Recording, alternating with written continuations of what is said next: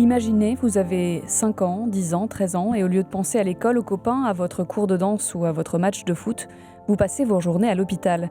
C'est la réalité de plus de 2500 enfants et adolescents chaque année en France frappés par un cancer, un enfant sur 440 avant l'âge de 15 ans.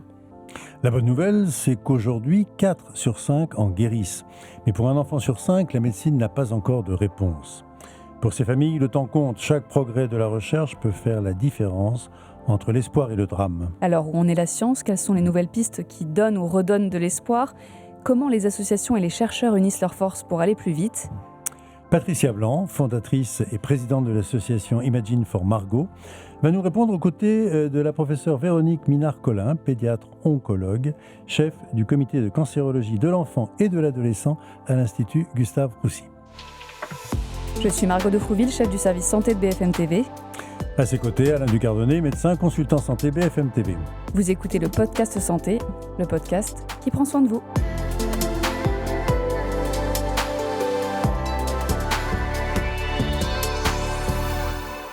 Patricia Blanc, bonjour. Vous avez fondé votre association il y a presque 15 ans. C'était en 2011, après le décès de votre fille Margot, qui avait une tumeur cérébrale et qui donc a été emportée à l'âge de 14 ans. Quand vous avez créé cette association, vous vouliez faire quoi en fait? C'était une thérapie pour vous? C'était pour sauver les autres? C'était pour aider les autres? Quel était votre état d'esprit à l'époque? En fait, j'ai créé l'association guidée par le combat de Margot. Margot, pendant sa maladie, avait elle-même collecté des fonds pour la recherche, a été très tournée vers les autres. Et on s'est dit qu'on pourrait aider les autres familles. Elle nous a laissé un message aussi qu'on a retrouvé dans ses cahiers après son décès, qui est « Vas-y, bats-toi, gagne ». Et donc, face à ce message, avec mon mari, on a décidé de créer l'association. Évidemment, notre objectif principal, c'est d'aider à guérir plus et aussi à guérir mieux les enfants et les adolescents atteints de cancer. Et ça veut dire quoi? Ça veut dire financer de la recherche, aider les médecins, les chercheurs pour apporter des fonds, mais aussi sensibiliser à la cause des cancers de l'enfant. Alors on est en mois de septembre, c'est septembre en or, il faut faire savoir. Mobiliser tous les différents acteurs autour de la cause des cancers de l'enfant parce qu'on pourra réussir à guérir qu'ensemble et pas tout seul dans notre coin. Et puis enfin, on a voulu créer l'association pour aider aussi les familles dans leur quotidien et les enfants, donc des animations à l'hôpital ou en dehors de l'hôpital, les aider à apporter du bien-être aux enfants et aux familles. Et c'est un pari réussi puisque depuis la création, il y a plus de 7400 enfants, je crois, qui ont été aidés, 23 millions d'euros collectés pour financer presque 80 programmes de recherche. Vous avez des exemples tangibles de ce que ça a permis de faire ? Oui, j'ai plusieurs exemples. D'abord, je pense que globalement, on a permis d'accélérer l'accès à la médecine de précision pour les enfants atteints de cancer, c'est-à-dire mieux comprendre la maladie en finançant des séquençages des tumeurs de l'enfant, financer des essais cliniques de phase précoce, donc des traitements innovants, plus spécifiques pour les enfants. Et donc vraiment donner accès à cette médecine de précision qui, à partir de 2011, commençait à émerger en France et en Europe. Et puis, de manière très concrète, dans les essais cliniques qu'on a financés, les chercheurs, les médecins ont réussi à augmenter le taux de survie dans certains types de tumeurs, notamment le neuroblastome. Donc, par exemple, des programmes qu'on a financés sont devenus maintenant les nouveaux protocoles pour les enfants et les adolescents. Et puis récemment, une très bonne nouvelle, d'ailleurs un programme porté par Gustave Roussy, qu'on finance depuis 10 ans maintenant, c'est le programme Biomed. Alors là, on s'attaquait à l'Everest des tumeurs des cerveaux, parce que quand un enfant est diagnostiqué d'un gliome infiltrant du tronc cérébral, c'était en moyenne 9 mois de survie. Et là, on a 4 enfants qu'on peut considérer comme guéris, 8 qui sont en long survivant de cette maladie. Donc c'est unique au monde et c'est assez incroyable, on est très fiers de ça. Et aussi, ça a permis de comprendre, que les chercheurs puissent comprendre pourquoi les autres enfants ne guérissaient pas, alors que certains guérissaient. Donc ça a permis vraiment d'avancer concrètement dans cette maladie, mais aussi dans d'autres types de maladies, parce qu'avec tout ce qu'on a financé, il y a aussi maintenant de la data, de la donnée, que les chercheurs vont pouvoir analyser avec les nouveaux outils existants. Et donc, c'est aussi porteur d'espoir pour l'avenir. Véronique Minard-Collin, vous êtes donc pédiatre oncologue.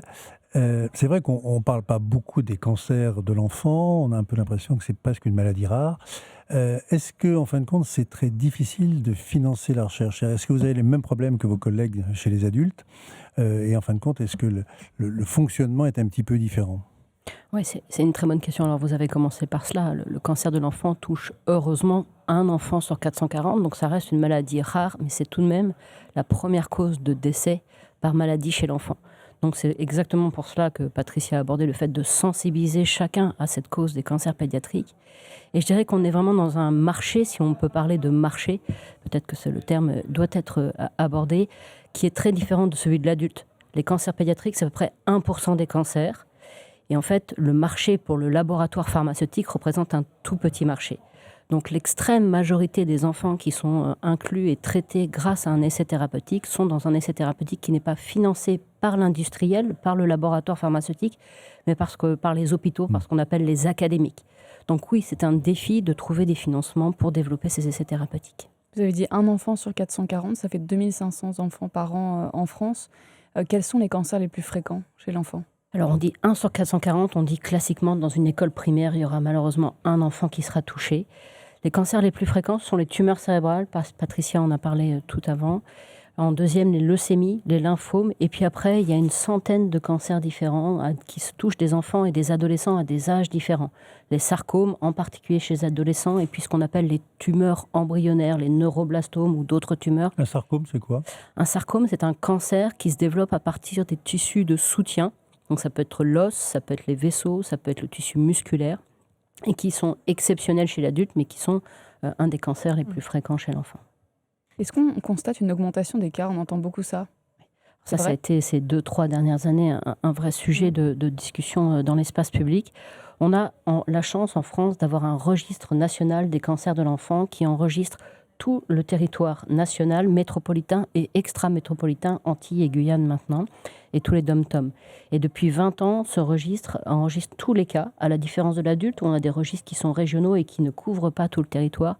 Et on n'observe pas, heureusement, dans ce registre, d'augmentation significative du cas des cancers pédiatriques. Peut-être une petite augmentation des tumeurs cérébrales. Il y a toute une discussion sur est-ce qu'on est capable de mieux les diagnostiquer avec les nouvelles imageries. Mais dans notre registre français, comme dans tous les registres dans les pays riches, on n'observe pas d'augmentation et encore moins d'épidémie de cancer pédiatrique, heureusement. Ce qui est un élément important à souligner, parce qu'on accuse beaucoup l'environnement de pouvoir éventuellement déclencher chez des enfants qui sont peut-être plus fragiles, en formation, en mutation, de déclencher ces cancers. Est-ce qu'on a une idée aujourd'hui de ce que peuvent être éventuellement l'environnement, les pesticides, les téléphones, qui sont en permanence soulignés comme étant des causes possibles? Est-ce qu'on a des idées fortes sur ce sujet? En fait, c'est exactement, là j'étais en consultation ce matin, et c'est exactement la première question que posent les parents et les enfants. Pourquoi ? Donc c'est à nous, chercheurs, médecins, de répondre à cette question. Il y a un consortium qui est financé par l'Institut national du cancer qui s'appelle PEDIAC et qui travaille sur les causes et les origines des cancers pédiatriques. Il n'y a certainement pas une cause unique, elle est certainement multifactorielle. La première cause identifiée, elle est génétique. C'est-à-dire qu'on a un gène qui fragilise au développement du cancer. Et malheureusement, souvent, il y a d'autres cas dans la famille, notamment chez les sujets jeunes. Ça représente 10 à 15% des cancers pédiatriques. Vous dites par là que dans les familles, il peut y avoir en fait des enfants successivement qui vont être atteints de cancer. Exactement. C'est la première question qu'on pose aux parents. Est-ce qu'il y a eu d'autres cas dans votre famille? Et s'il y a eu d'autres cas chez des enfants ou des adultes jeunes, tout de suite, on pense qu'il faut chercher une cause génétique. Et puis après, il y a des causes développementales, vous l'avez abordé, c'est-à-dire que l'enfant, bien, c'est un tissu en développement, en maturation, donc qui est plus sensible finalement à des altérations génétiques ou moléculaires acquises. Et puis il y a la question de l'environnement. Et ce consortium PEDIAC travaille justement aux causes environnementales en faisant au laboratoire des expositions pour essayer de comprendre quels sont les agents qui pourraient être à risque. Je reviens sur la question du téléphone, parce que c'est une question qui revient régulièrement, parce que les études sont relativement contradictoires. Il y a des études qui sont pour, des études qui sont contre. Donc, est-ce que là, on a aujourd'hui, je ne sais pas, ce qu'on appelle une méta-analyse, c'est quelque chose qui regroupe beaucoup de cas. Est-ce qu'on a une orientation ou peut-être pas du tout? Puisqu'on disait, il y a les ondes, il y a la chaleur. Or, on sait que les enfants, aujourd'hui, sont extrêmement exposés et très tôt au téléphone. Tout à fait. On a travaillé beaucoup sur les pesticides. Ouais. Et on a montré, il y a plusieurs études, alors encore une fois, c'est ce qu'on appelle le risque relatif, c'est-à-dire l'augmentation du risque. 1, c'est un risque normal. 1,5, c'est que j'augmente de 50% ce risque, qui reste heureusement faible. Mais les enfants qui sont exposés aux pesticides ont un risque relatif doublé d'avoir un cancer de l'enfant, ce qui reste un risque heureusement très rare. Ça, c'était pour les pesticides et les insecticides. Et puis après, il y a eu beaucoup d'études sur les téléphones portables, notamment une dernière en France, et qui n'a pas été conclusive, qui n'a pas montré d'excès de risque de tumeur cérébrale, mais d'autres études dans le monde, comme vous l'avez très bien dit, ont montré des résultats différents. Donc je dirais qu'on n'a pas encore de conclusion définitive sur ce sujet. Ça semble un peu éloigné d'ailleurs des préoccupations des jeunes. Aujourd'hui, on a l'impression que c'est un peu disparu du débat. Oui, tout à fait. C'était il y a ça fait 4-5 ans. C'était très. Ça ne fait très pas présent. peur. Avant, ça faisait peur. Aujourd'hui, maintenant. on parle beaucoup de l'environnement, plutôt. Et c'est vrai qu'on attend les résultats de cette étude Pédiact là, qui est en cours avec une dizaine d'équipes en France pour travailler sur ces sujets, les causes et les origines des cancers de l'enfant. Parce que, comme le disait Véronique, c'est vraiment la première question qu'on se pose. Pourquoi mon enfant ? Pourquoi nous ? Et là, on a vraiment... c'est aussi les associations qui ont poussé à ce qu'il y ait ce consortium de créer pour mieux comprendre pourquoi les enfants ont des cancers. C'est important de prévenir. Chez l'adulte, parfois, quand il y a des prédispositions justement génétiques familiales, on peut proposer un test. Est-ce que c'est le cas pour les enfants ? Oui, tout à fait. Alors, ces tests génétiques sont très importants pour répondre à cette question, aussi pour chercher d'autres cas dans la famille, s'il y a d'autres enfants qui ont cette fragilité.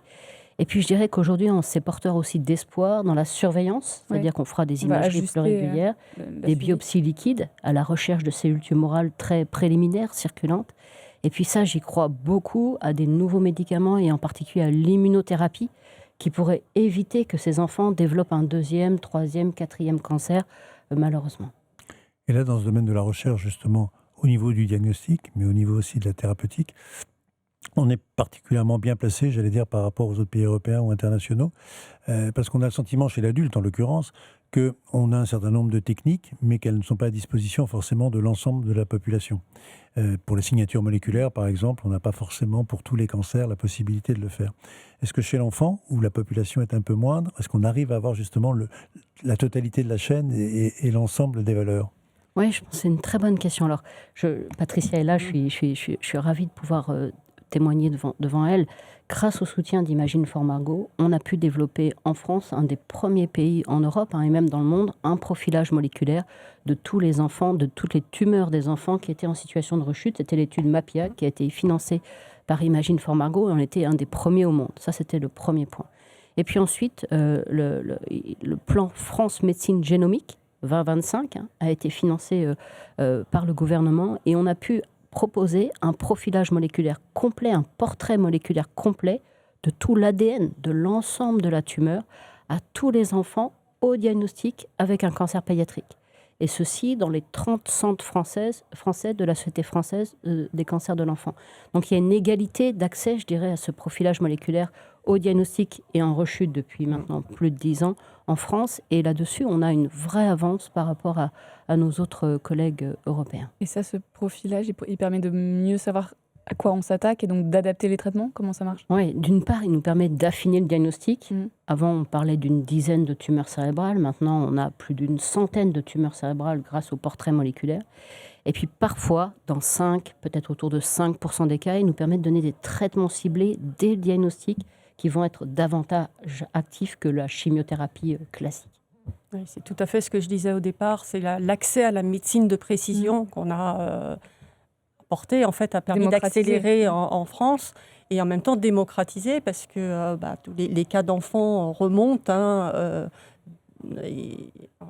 en centralisé, de manière à ce que chaque enfant soit revu par des équipes pluridisciplinaires avec différents experts qui regardent les anomalies génétiques, génomiques de la tumeur pour trouver quel est le meilleur traitement possible. Et ça a vraiment changé la donne pour à la fois mieux comprendre pourquoi aujourd'hui cet enfant a un cancer et s'il y a des causes génétiques, par exemple, et donc prévenir, et aussi regarder si on a un traitement ou pas. Et puis si aussi un jour une nouvelle molécule arrive et qu'on sait qu'elle va être efficace, trouver l'enfant qui a cette anomalie moléculaire et à qui on va pouvoir donner ce nouveau traitement. Ça a été le cas, notamment avec un nouveau médicament. On a pu retrouver des enfants, et là, on a vu la tumeur se réduire de manière incroyable, nous me disaient les médecins, et donc éviter des chirurgies et pouvoir guérir ces enfants. Donc vraiment, cet aspect d'accès à la médecine de précision a été fondamental et majeur dans le traitement des enfants. C'est important de souligner, parce que ça paraît évident peut-être pour ceux qui nous écoutent, mais chez l'adulte, aujourd'hui, il n'y avait pas encore de registre complet national. Et c'est tout récemment, en fin de compte, où la décision a été prise d'enfin faire ce registre pour en effet apprendre, en fin de compte, des autres cancers et que les équipes puissent échanger. Je voudrais revenir sur les enfants qui guérissent. On dit 4 enfants sur 5 guérissent, donc c'est quand même un très très beau score. Est-ce que quand vous dites qu'ils guérissent, ils ont une vie strictement normale? C'est-à-dire est-ce qu'ils reviennent à la vie normale, ou est-ce qu'il y a quand même, j'allais dire, le poids du traitement, de l'hospitalisation? Donc il y a l'aspect à la fois physique et puis l'aspect psychique. Ouais, alors, c'est aussi une très bonne question. Je donne toujours ce chiffre, un adulte sur 1000 est un adulte guéri d'un cancer à l'âge pédiatrique. Ça peut paraître rare, mais ça peut paraître énorme. aussi beaucoup. Ça reprend à peu près 50 000 personnes en France. On estime à peu près 50%, la moitié d'entre eux, qui guérissent de séquelles sévères, invalidantes, liées à la maladie, même la maladie, une tumeur cérébrale qui se développe dans le cerveau, et aussi et surtout au traitement. Et donc ça pose la question de quelque chose qui nous paraît essentiel, c'est bien sûr de ne pas arrêter le suivi au moment de la guérison. Bien sûr, c'est une étape majeure, mais c'est de le poursuivre jusqu'à l'âge adulte, et même au-delà, à l'âge adulte, qui est ce qu'on appelle des consultations de suivi à long terme pour ces adultes qui guérissent, mais avec des séquelles qu'ils vont avoir tout au long de leur vie, pour les dépister, pour les traiter, et puis pour aussi tous les aspects psychologiques que vous avez abordés, qui sont bien sûr essentiels. Et c'est une très bonne question aussi, parce que c'est vrai que c'est important de ne pas se dire 80% des enfants guérissent et voilà, c'est bon, on a fait le job. On est content. On est content. On passe à autre chose. Donc non, parce que ça reste encore un enfant qui va mourir sur 5. Et c'est aussi 2 tiers de ces enfants guéris qui ont des séquelles graves de leur maladie ou de leur traitement. Donc il faut aussi qu'ils vivent leur vie d'adulte la meilleure possible. Et donc on trouve des traitements aussi qui puissent les guérir mieux, pour éviter des problèmes de croissance, de vision, d'audition, problèmes cardiaques, et puis d'autres aussi tumeurs qui vont peut-être arriver plus tard. Donc il y a aussi tout ce champ d'investigation et de recherche où il faut aussi guérir mieux tous ces enfants pour que leur vie d'adulte soit la meilleure possible. Et dans ce matin, vous disiez que vous étiez en consultation ce matin, vous en avez vu des guéris à qui vous avez annoncé une bonne nouvelle? Oui, tout à fait. J'en ai vu plusieurs ce matin à qui j'ai annoncé la guérison. On s'est embrassés, c'est toujours un moment très important. On s'est dit qu'à chaque fois, je transmets ça à l'enfant plus ou moins jeune ou à l'adolescent.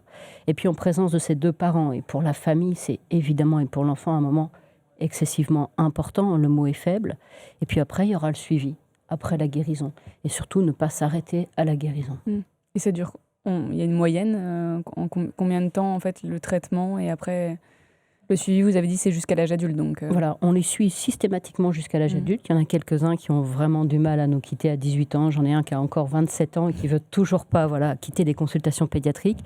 Mais l'idée, c'est de faire une transition autour de 18-20 ans pour qu'ils soient suivis par une équipe adulte. Et ce moment est très important, que dit Véronique, c'est une fois que les enfants sont guéris, il faut ce suivi. Parce qu'en fait... lorsqu'on est suivi pour un cancer, ça va durer très longtemps. Et pendant les soins, pendant les traitements, il y a toute une équipe médicale qui soutient, qui est là autour de nous. Mais quand l'enfant est guéri, j'ai beaucoup de familles qui me disent « mais voilà, on se sent un peu seul et on manque d'informations ». On est en train de travailler d'ailleurs sur ce sujet avec une équipe, mais... c'est aussi comment est-ce qu'on continue d'informer l'enfant et les parents aussi de ce qu'ils doivent savoir sur des symptômes que vont avoir les enfants après. Est-ce que c'est dû à la maladie ou pas? C'est aussi des aspects psychologiques. Quel accompagnement justement psychologique? Quel accompagnement psychologique pour l'enfant, mais aussi pour la famille. C'est un vrai tsunami pour la famille lorsqu'un enfant a un cancer.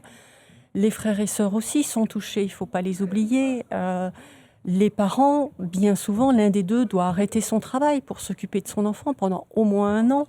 Voilà, c'est vraiment toutes ces conséquences aussi, à la fois matérielles, psychologiques et bien sûr médicales qu'il faut suivre. Donc, ce n'est pas juste fini.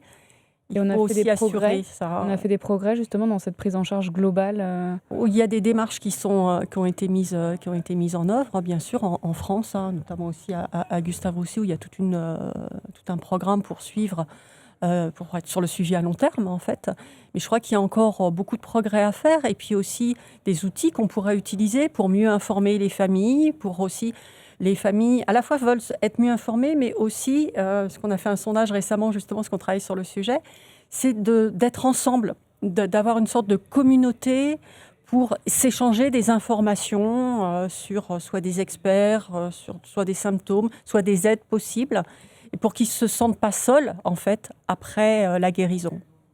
Je suis frappé par l'utilisation de ce mot guérison, parce que c'est vraiment quelque chose dans le cancer qui n'est pas habituel. Là, on en parle comme si c'était une évidence, mais dans le cancer adulte, on parle très rarement de guérison. On parle de rémission au long cours, mais ce terme de guérison est absolument fantastique et encourageant.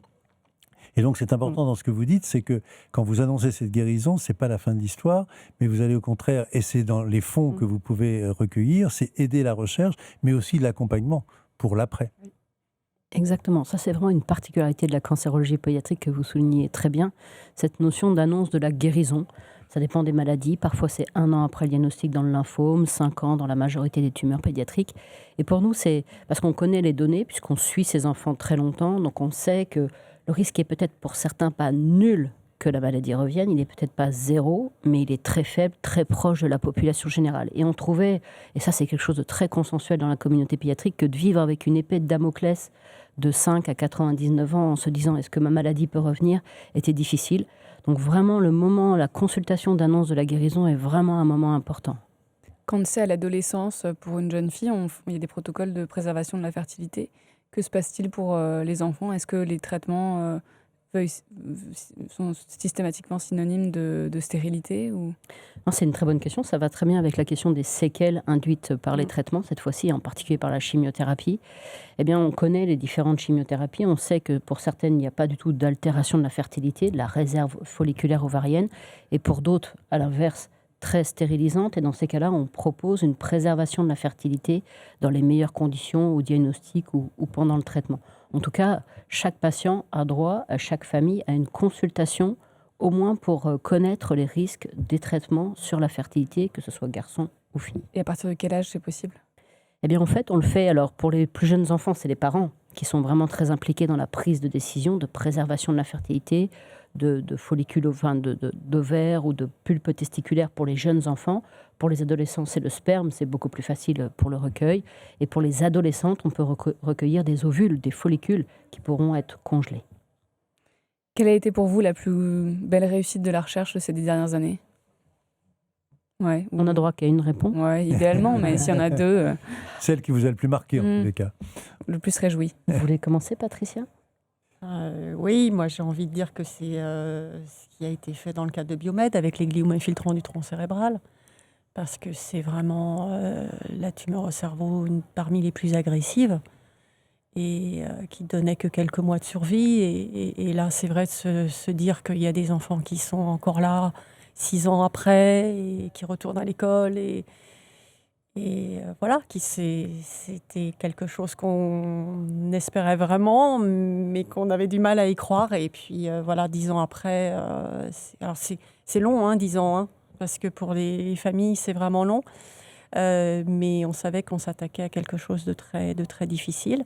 Et bien sûr, il ne faut pas s'arrêter là, il faut continuer pour pouvoir les guérir tous, parce que tous ceux qui ont des gliomes infiltrants aujourd'hui ne sont pas guéris, malheureusement.